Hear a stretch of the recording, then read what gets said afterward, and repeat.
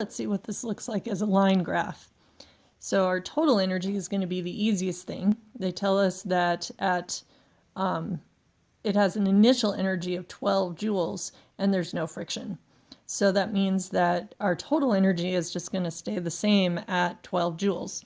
So we can just draw out a line straight across representing the total energy at 12 joules. So now let's take a look at the spring potential energy. At point A, it's maximum stretched out. So the only kind of energy that it has is going to be spring potential energy. At point C is where it's at equilibrium. And at equilibrium, it'll have no spring potential energy. So that'll be 0.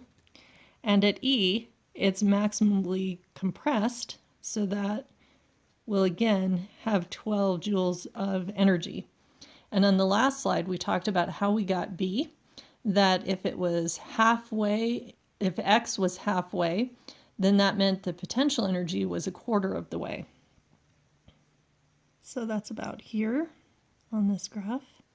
And the same thing at point D. So you'll notice it's not linear. It should be a parabola. So we're going to connect that as though it is, making it be curvy.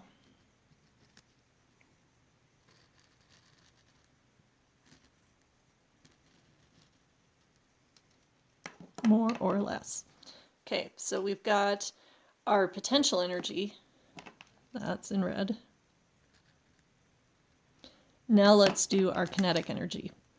Kinetic energy is going to be 0 at point A because it will have stopped as the spring is stretched out.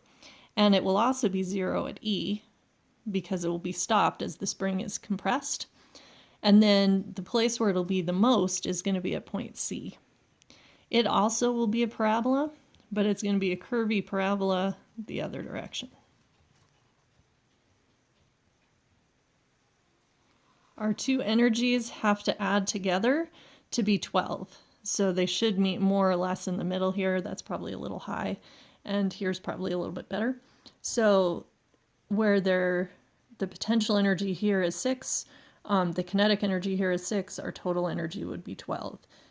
So at any given location, they should add up to the same total energy.